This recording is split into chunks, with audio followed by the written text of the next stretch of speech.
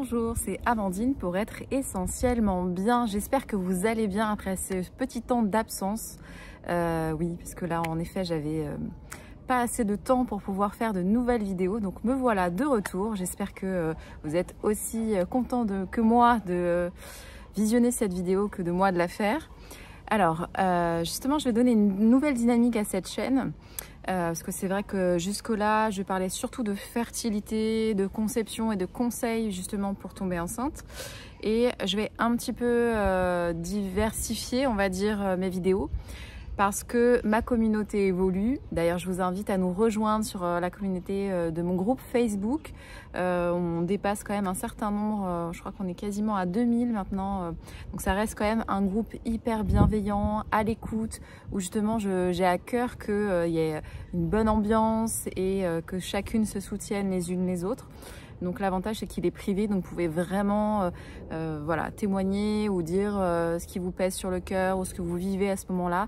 Et l'avantage c'est que toutes les femmes qui sont dans ce groupe vivent une situation similaire et du coup pourront vous soutenir elles aussi.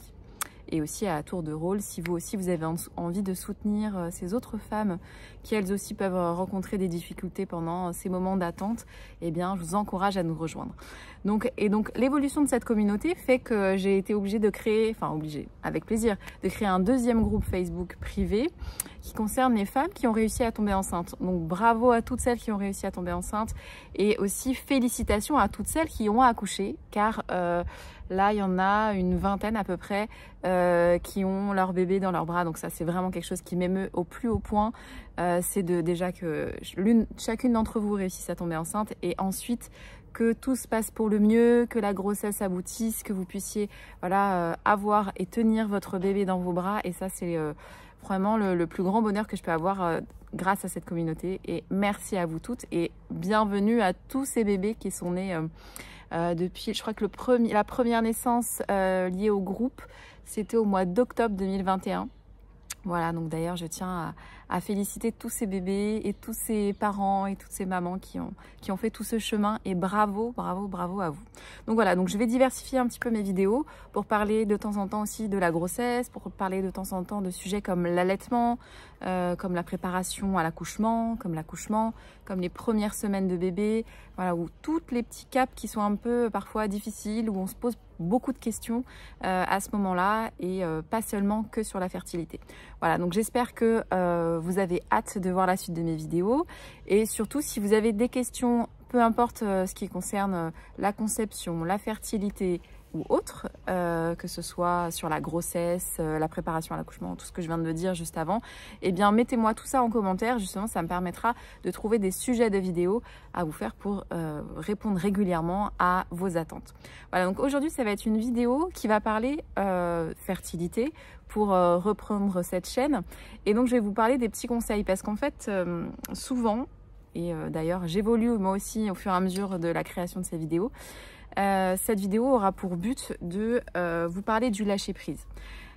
Du lâcher prise parce que je rencontre beaucoup de femmes dans ma communauté qui restent très centrées sur cette période d'attente des essais bébés et qui ont tendance à, comment dire, j'essaye de trouver les justes mots pour vexer personne et en même temps vous expliquer le ressenti que j'ai vis-à-vis de ça, c'est qu'en fait beaucoup de choses peuvent être mises en place pour améliorer sa fertilité. Donc on l'a vu dans d'autres vidéos, je vous invite d'ailleurs à aller les voir sur mes conseils fertilité, sur l'amélioration des habitudes de vie, que ce soit faire une activité physique régulière mais pas trop intense pour justement qu'au niveau hormonal vous soyez bien et non pas que ça surstimule vos hormones ou au contraire qu'elles s'endorment un petit peu.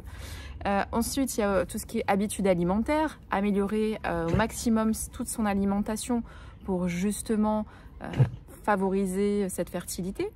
Donc après, l'idée c'est pas de se culpabiliser si vous faites des excès, si de temps en temps vous buvez un petit verre d'alcool, si de temps en temps, voilà, si vous faites des petits excès de temps en temps, ça reste aussi bon pour le moral et aussi bon pour votre vie sociale. Donc trouver un juste milieu, c'est ce qui est de mieux. Et donc je tiens à vous dire ça parce qu'en fait c'est bien de changer plein de choses dans la vie autour de soi, mais il y a aussi au niveau psychologique, ça c'est vraiment quelque chose qui moi en tout cas que j'ai pu vivre, c'est qu'à partir d'un moment, quand on tourne en rond un petit peu comme le hamster dans sa boucle, dans sa roue, on voit que le côté négatif. Dès qu'on croise des femmes enceintes, eh ben, c'est difficile pour nous. Dès qu'on a des annonces de grossesse dans les amis, dans la famille, tout de suite c'est un coup au moral. Et c'est normal que ce soit difficile, mais j'aimerais que ça vous fasse plaisir, que les autres puissent avoir ce que vous souhaitez. Parce qu'en fait, générer du négatif sur du négatif, au final, ça vous met dans un cercle vicieux. Je ne sais pas si vous me suivez, mais en tout cas, j'essaye d'être claire. En fait, ce qui concerne les autres, ça concerne les autres, et tant mieux pour eux. Si ça devient une source de déception, de tristesse, eh bien, c'est qu'il y a un travail à faire sur vous. Alors, c'est pas simple, on est d'accord, peut-être que vous aurez besoin de vous faire aider, peut-être par une psychologue, peut-être par un naturopathe, peut-être par différents thérapeutes, pourquoi pas de la sophrologie, de l'hypnose, enfin voilà, plein de choses que vous pouvez essayer de mettre en place pour en fait apaiser votre mental et vous permettre de lâcher prise. Parce que les autres, voilà, c'est aussi humain d'envier les autres et de se demander pourquoi eux et pas nous. Mais c'est aussi important de switcher et de se dire, ok, voilà ce qu'il en est. Moi, pour l'instant, je n'arrive pas à tomber enceinte. Peut-être que si je m'ouvrais à d'autres façons de faire, peut-être que si j'essayais de voir le positif en me disant, bah, peut-être que cette période d'attente, en fait, elle a une raison. Là, je vous en parle un petit peu en ayant du recul, en étant maman maintenant et en ayant 2 enfants. C'est vrai que quand on est dans cette période où on veut absolument avoir un bébé, on ne se rend pas forcément compte de la difficulté d'être mère. Et en fait, il faut quand même être solide. Il faut être solide parce que forcément, on est responsable d'une autre personne que nous. Et je ne suis pas là pour me plaindre, hein, pour vous dire que c'est... Mais il faut avoir quand même conscience que d'être maman, c'est difficile. Il y a son lot de difficultés. Et donc peut-être que si au jour d'aujourd'hui, vous n'arrivez pas pour l'instant à tomber enceinte, peut-être que ça peut être un bon moment pour prendre soin de vous. Je le répète toujours, je le répéterai toujours parce que moi-même, c'est encore quelque chose que j'ai du mal à faire. Parce que prendre soin de soi, quand en plus on a la responsabilité et qu'on doit prendre soin des autres, surtout de ses enfants, on a tendance à s'oublier. Et quand on s'oublie, après on va au burn-out parental et tout ce qui est dépression parentale, maternelle. Donc l'idée, c'est de déjà vous préparer en vous disant, ok, qu'est-ce que je peux faire aujourd'hui pour me sentir bien ? Même si mon rêve, c'est de devenir maman et que ça ne vient pas pour l'instant, comment je peux faire pour être heureuse et me sentir bien au quotidien malgré ça? Il y a plein de choses que vous pouvez mettre en place. Trouver des passions, trouver des activités. Et plus vous serez dans un cercle vertueux de faire des choses qui vous font du bien, ça va apaiser votre stress, vous permettre de lâcher prise progressivement. Je ne dis pas que c'est en un claquement de doigts, ce n'est pas quelque chose de forcément simple à réaliser. Mais si vous avez cette volonté de vous sentir bien, même s'il y a des difficultés actuellement dans votre vie, que ce soit dans votre travail, dans votre couple. Et en fait, tout ça, c'est des choses qui vont se cumuler.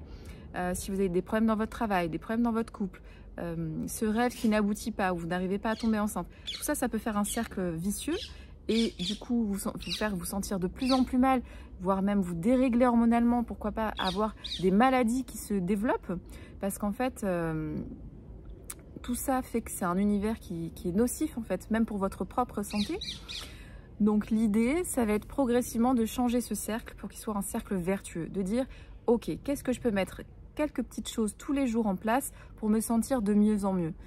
Ça veut dire peut-être faire une activité physique douce, mais qui justement m'apporte de la vitalité, me profiter par exemple pour me balader dans la nature, pour reprendre conscience un petit peu avec tout ce qui m'entoure. Là, j'étais centrée sur moi, sur mes essais bébés, le fait que ça marche pas. Et là, si je me réouvrais en me disant, ok, qu'est-ce que je pourrais faire qui pourrait m'épanouir au quotidien et qui petit à petit va être bénéfique pour moi, va me nourrir de l'intérieur et va faire que si déjà j'arrive à prendre soin de moi, et ça va être un plus pour après, quand je vais pouvoir avoir ce test positif, suivre ma grossesse au fur et à mesure et donc apprendre à écouter mon corps, apprendre à écouter mes ressentis, savoir ce qui se passe. Ça, c'est important parce qu'on ne nous l'apprend pas assez suffisamment d'écouter son corps et de se dire, ok, qu'est-ce que mon corps m'envoie comme signal? Et ça, c'est hyper important parce qu'en fait, votre corps, c'est votre temple.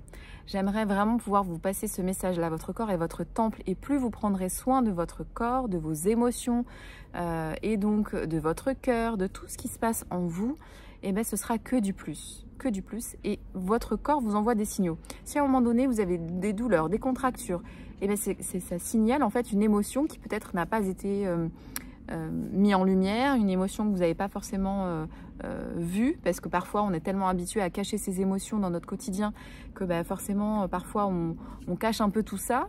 Et en fait, le corps, il a une mémoire et il va stocker un petit peu toutes ces émotions négatives, et ça va créer des contractures peut-être musculaires au niveau des trapèzes, au niveau des épaules, peut-être même des douleurs au niveau du ventre, un problème de transit. Enfin, tout ça, ça peut se cumuler en fait sur votre santé, faire en sorte que vous ayez des troubles du sommeil. Et tout ça, en fait, votre corps vous envoie des signaux. Écoutez-le. Et trouver des alternatives, des solutions pour évacuer ce trop-plein d'émotions, évacuer tout ce qui peut être stocké en vous, et du coup, pour justement aller vers ce cercle vertueux. Voilà, j'espère que cette vidéo vous aura été utile. Dites-le moi en commentaire si vous avez des questions, ou si vous n'êtes pas d'accord. D'ailleurs, ça peut être intéressant que vous me donniez votre avis et qu'on partage ensemble sur ça, ce qui peut être l'idée d'une prochaine vidéo. Et pensez à vous abonner, à liker, à partager cette vidéo, parce que forcément c'est pour me soutenir, ça m'aide à faire d'autres vidéos, et justement à continuer à faire du contenu sur YouTube. Et voilà, donc je vous fais plein de bisous et je vous dis à très bientôt. Ciao!